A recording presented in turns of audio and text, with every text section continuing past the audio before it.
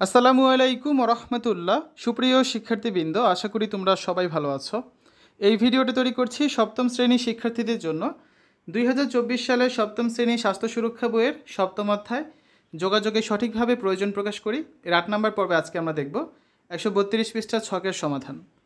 শিক্ষার্থীরা, তোমরা যারা এখনও অন্যান্য বিষয়ের ভিডিওগুলো দেখোনি তারা আমাদের চ্যানেলের প্লেলিস্ট অপশন থেকে ঘুরে আসতে পারো। সেখানে সপ্তম শ্রেণীর প্রত্যেকটা বিষয়ের জন্য আলাদা আলাদা করে প্লেলিস্ট তৈরি করা আছে, যার যে বিষয়ের ভিডিও দরকার খুব সহজেই তোমরা দেখে নিতে পারবে। দৈনন্দিন যোগাযোগে প্রয়োজন পূরণের চর্চা রেকর্ড করি। দৈনন্দিন জীবনে পরিস্থিতি অনুযায়ী কীভাবে প্রয়োজন পূরণে চর্চা করতে পারি তা নিয়ে ইতিমধ্যে আমরা কিছু অনুশীলনী ও পরিকল্পনা করেছি। যে 4টি ধাপে যোগাযোগে পর্যবেক্ষণ, অনুভূতি, প্রয়োজন চিহ্নিত করে প্রয়োজন পূরণের উপায় ইতিবাচকভাবে প্রকাশ করার কৌশল আমরা শিখেছি। এখন থেকে আমাদের দৈনন্দিন জীবনে সেই ধাপগুলো অনুশীলন করার চেষ্টা করব। আর এই অনুশীলন করার মধ্য দিয়ে আমরা এই কাজে দক্ষ হয়ে উঠব, যা ভালো থাকতে আমাদের সাহায্য করবে। ঠিক আছে? তো আমরা এখন এই ছকটা পূরণ করব। দৈনন্দিন জীবনে যোগাযোগে প্রয়োজন পূরণের চর্চা।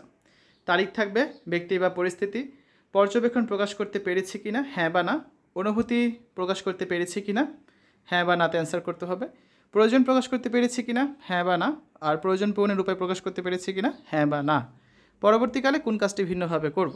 তো এই ছকটা এখন আমরা পূরণ করব, যেটা আছে তোমাদের বইয়ের 132 পৃষ্ঠায়। ঠিক আছে?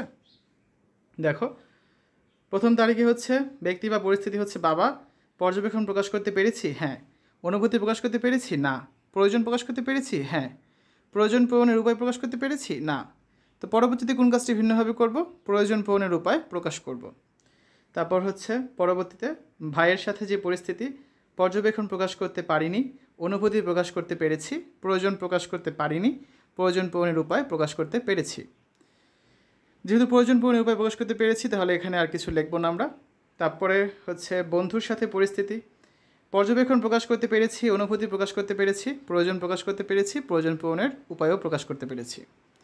সর্বশেষ শিক্ষকের সাথে পরিস্থিতি পর্যবেক্ষণ প্রকাশ করতে পারিনি, অনুভূতি প্রকাশ করতে পেরেছি, প্রয়োজন প্রকাশ করতে পেরেছি, কিন্তু প্রয়োজন পূরণের উপায় প্রকাশ করতে পারিনি, যে কারণে প্রয়োজন পূরণের উপায় প্রকাশ করব। পরবর্তীতে এই কাজটি আমরা ভিন্নভাবে করব। ঠিক আছে? তো এই আজকের আলোচনা। আমরা আগামী ক্লাসে এখানে যে 134 পৃষ্ঠা একটা ছক আছে, এই ছকটা আমরা পূরণ করে দেব। শিক্ষার্থীরা, এতক্ষণ তোমরা দেখলে সপ্তম শ্রেণী স্বাস্থ্য সুরক্ষা সপ্তম অধ্যায় 132 পৃষ্ঠার সমাধান। আশা করি এই ভিডিওটা তোমাদের কাছে ভালো লেগেছে। পরবর্তী পর্বগুলো দেখার আমন্ত্রণ জানিয়ে আজ এখানে বিদায় নিচ্ছি। আল্লাহ হাফেজ।